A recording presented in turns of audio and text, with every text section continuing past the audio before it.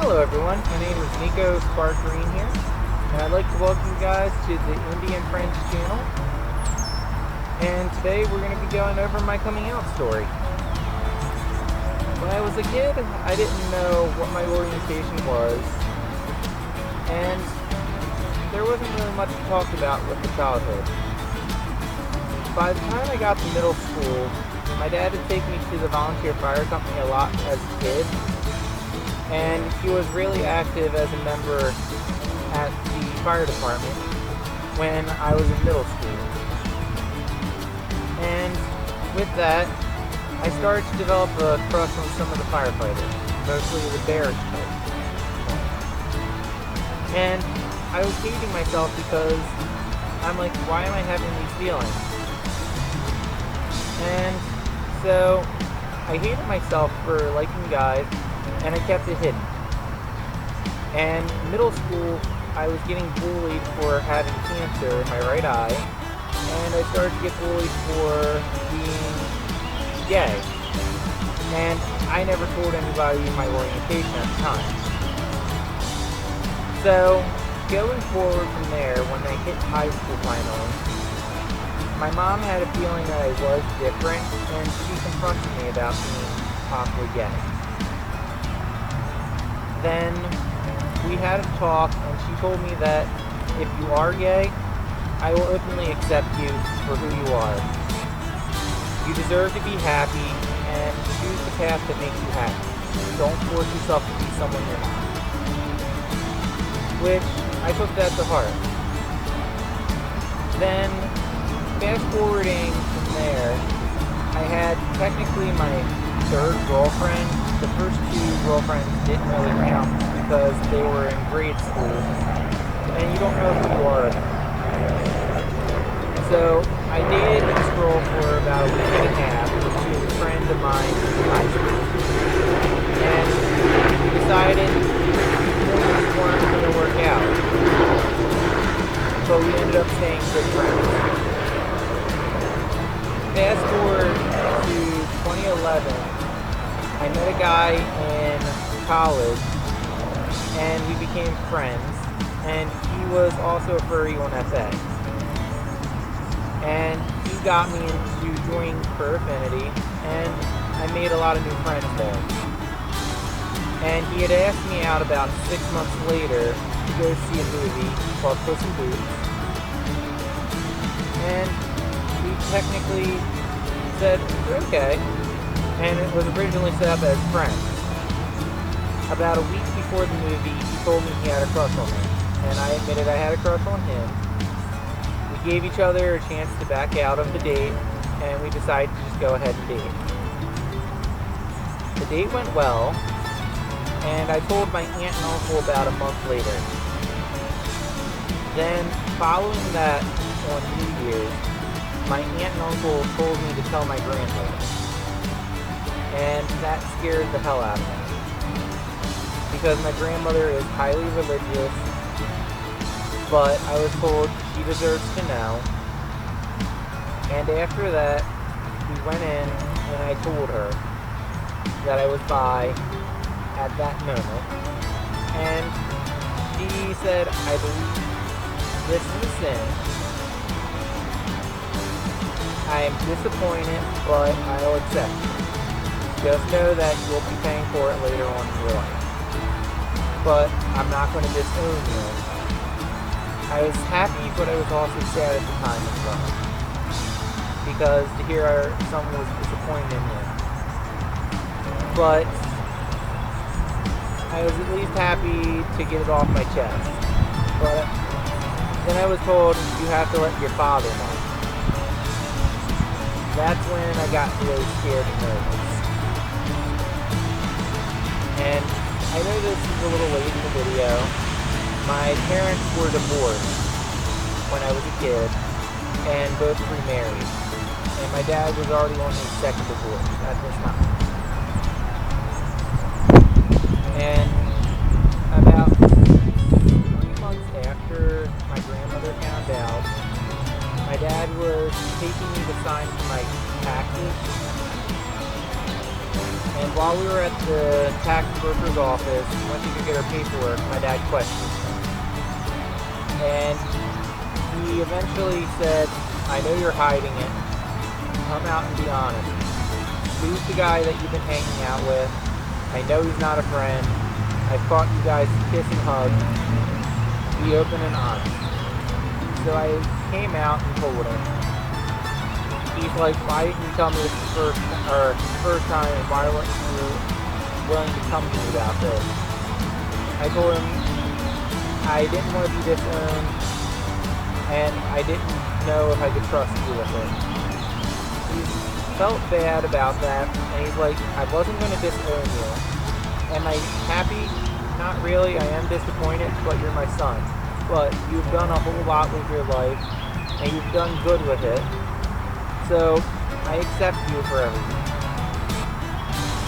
Which was happy for me to find out. And fast forward, me and the guy who I started dating in 2011, we went 3 years in a happy relationship. And all was going good.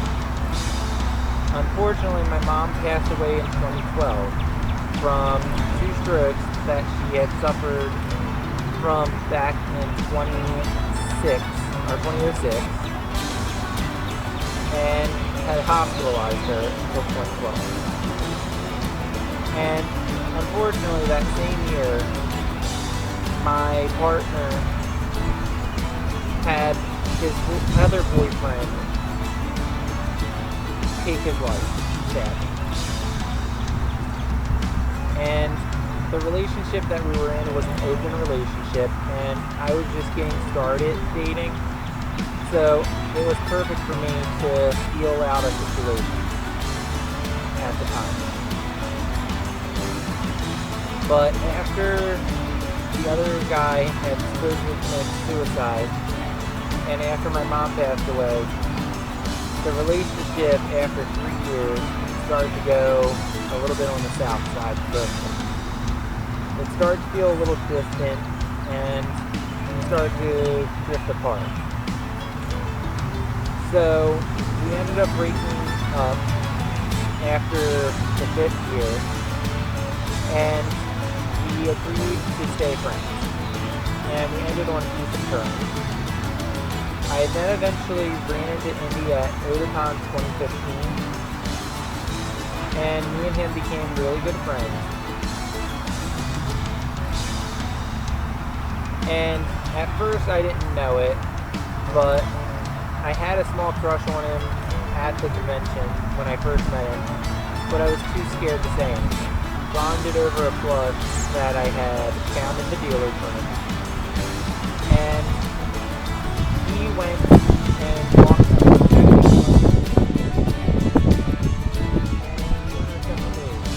He was Maryland for photo shoot at the time. Then, fast forward a few months, I ran into Indy again. We became good friends over the next year and a half. And around 2017, we both admitted we had crushes on each other, and we started dating September 17th of 2017. And then after that, he helped motivate me and encourage me. He showed me that my size and my differences made me unique and made me really cute in his eyes. And he loved me for my personality. And he helped encourage me to move forward and to grow as a person, which I really loved him for. And I found out he was that way for a lot of other people too. And he came into their lives at their darkest point. And I feel he was a lifesaver for them. And fast forwarding to 2020, when he passed away, it felt like a part of me was lost with him. It felt like I lost my soulmate, and I wouldn't wish that on anybody. But moving forward from there, taking what he meant to others, this channel is designed to honor what he meant to a lot of people. He helped me with a lot of my issues and helped me to get back on track. This channel is to honor Indy and what he has done for me. And I have found that since he passed, I am now have come out as gay, but I have also come out as demi as well as asexual as well. And I'm still finding myself. And moving forward, I can only grow from here. And I want to throw out a special shout out to Scoutcast for this channel, for all the encouragement and advice you've given me on YouTube, FA, as well as Twitter. He's being awesome, dude. I want to shout out to Eagle Roddy from FA as well, for the very first fursuit head that I had as a partial. After Niko's head was made, Bandit has become another staple to the channel and will be featured in another video. I also want to throw a shout out to Woody Third from FA, who has given me a lot of advice throughout the years and helped me to build encouragement as well with my body type and to accept myself. And I will also be talking about autism on this channel as another topic. This head that I'm currently wearing is a prototype head that me and one of my autistic friends had made. And it will be upgraded later on down the road. And I would also like to do a special promotion to the Coach Drifter plush that's right here in the center of the table. The characters from Extracurricular Activities, a visual novel game that was created by Niko.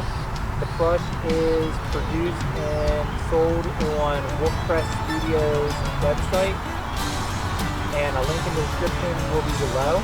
Feel free to go check it out. And have a great day. And don't forget to like, comment, and subscribe to the channel. And also, this video was not scripted at all.